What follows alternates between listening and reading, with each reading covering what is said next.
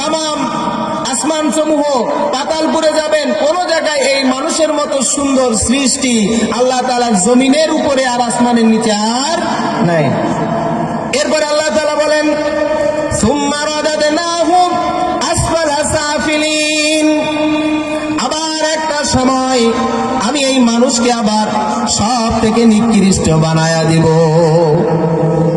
মানুষকে যেমন আমি সম্মানিত করেছি, মানুষকে আমি যেমন আশরাফুল মাখলুকাত বানায়া সম্মানিত করেছি, আবার একটা সময় আসবে এই মানুষকে আমি আবার নিকৃষ্ট বানায়া দিব।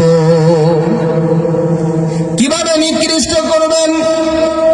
তাফসীরের মধ্যে লিখেছেন এমন একটা সময় আসবে, কিয়ামতের ময়দান যখন কায়েম হয়ে যাবে, এই কিয়ামতের ময়দানে আল্লাহ তাআলা যখন মানুষকে উঠাবেন, তখন কিছু মানুষকে আল্লাহ তাআলা শুয়ারের আকৃতিতে উঠাবেন।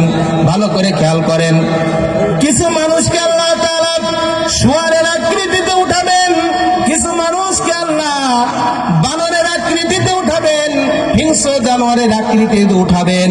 কেন? যাদের খাসলাত দুনিয়ায় হিংস্র জানোয়ারের ন্যায়, তাদেরকে আল্লাহ শুয়ারের আকৃতিতে উঠাবেন, কুকুরের আকৃতিতে উঠাবেন। এর তাফসীরের ভিতরে আরো একটা ঘটনা উল্লেখ করেছেন হযরতে ইব্রাহিম আলাইহিস সালাম। এই ইব্রাহিম আলাইহিস সালামের তার উম্মতকে যখন আল্লাহ সুপারিশ করার অনুমতি দিবেন, ইব্রাহিম আলাইহিস সালাম তিনি সুপারিশ করা আরম্ভ করবেন, তো ওই উম্মতের মধ্যে আস্তে আস্তে আস্তে আস্তে দেখবেন ইব্রাহিম আলাইহিস সালামের বাবা ওই মূর্তির কারিগর আজও এই সিরিয়ালের মধ্যে চলে আসছে। 45 শেষ না? কত বললেন? 45 বলছে। হ্যাঁ, 5 মিনিট আছে, একটু খেয়াল করেন, শেষ হয়ে যাবে ইনশাআল্লাহ এর মধ্যেই। এই ইব্রাহিম আলাইহিস সালাম যখন সুপারিশ করবেন, ওই সিরিয়ালের মধ্যে কে আসবে? তার বাবা আসবেন। বাবা আসার পরে বাবাকে বলবেন যে বাবা আপনি এখানে কেন? আল্লাহ পাক তো ঘোষণা দিয়েছেন আমতাজুল ইয়াউমা আইয়ুহাল মুজরিমুন, যে পাপিষ্ঠরা তোমরা আলাদা হয়ে যাও, নেককারদের থেকে আলাদা হয়ে যাও, দূরে হয়ে যাও, তো আপনি এখানে কেন আসছেন? যখন বাপ ছেলে মুখোমুখি হয়ে যাবে, তখন ইব্রাহিম আলাইহিস সালামের একটু মায়া হবে। তো ইব্রাহিম আলাইহিস সালাম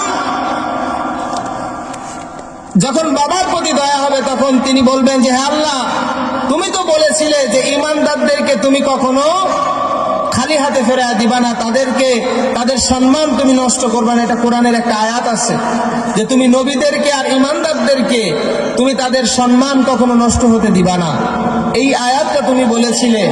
তখন আল্লাহ তাআলা বলছেন যে হে ইব্রাহিম, বাবার প্রতি দয়া হয়, তোমার বাবাকে শোনায় দাও, ওয়া কানা বিল মুমিনিনা রহিমা, আজকে কিয়ামতের এই দিনে আমার দয়া, আমার ক্ষমা শুধু মুমিনের জন্য, মুমিন বাদে কাউকে কারো প্রতি আমার দয়া থাকবে না। তারপরও বাবার জন্য তিনি আবার আল্লাহর কাছে দোয়া করবেন। আল্লাহ তাআলা ইব্রাহিমকে বলবেন খলিল, আপনার বাবার আসল চরিত্র কি আপনি দেখবেন? আসল রূপ কি দেখবেন? তো বলছেন হ্যাঁ দেখেন। খলিল আমার, আপনি চক্ষু বন্ধ করেন। ইব্রাহিম খলিল চক্ষু বন্ধ করবেন। চক্ষু বন্ধ করার পরে দেখবেন যে, চক্ষু মেলার পরে দেখবেন যে সামনে একটা মরা গুই সাপ পড়ে আছে। নাউজুবিল্লাহ, কি পড়ে আছে? সামনে গুই সাপ পড়ে আছে, মরা, পচা, দুর্গন্ধ। ডান হাত দিয়ে নাকটা চেপে ধরে ইব্রাহিম খলিল বলবেন যে ফেরেশতারা এটা কেন এখানে রেখেছো, সরাও। আল্লাহ তাআলা ফেরেশতাদেরকে নিষেধ করে দিবেন যে ফেরেশতারা ওটা তোমরা সরাইও না। তখন ইব্রাহিম আলাইহিস সালাম নিজে ডান হাত দিয়ে নাকটা চেপে ধরে বাম হাত দিয়ে ওই গুই সাপটাকে ধরে নিজেই জাহান্নামের ভিতর নিক্ষেপ করে দিবেন। এরপর আল্লাহ তাআলা বলবেন যে ইব্রাহিম, ইব্রাহিম কি কাজ করলে? তোমার নিজের বাবাকেই তো তুমি জাহান্নামের ভিতর নিক্ষেপ করে দিলে। ইব্রাহিম আলাইহিস সালাম বলবেন যে না আল্লাহ, আমি তো গুই সাপ ফেলাইছি না। আল্লাহ বলবেন যে না, তুমি গুই সাপ ফেলাওনি, ওটা হচ্ছে তোমার বাবার যে চরিত্র, যে যেমন তোমার বাবার আদর্শ ছিল সেই অনুযায়ী আমি তোমাকে আকৃতি দেখালাম।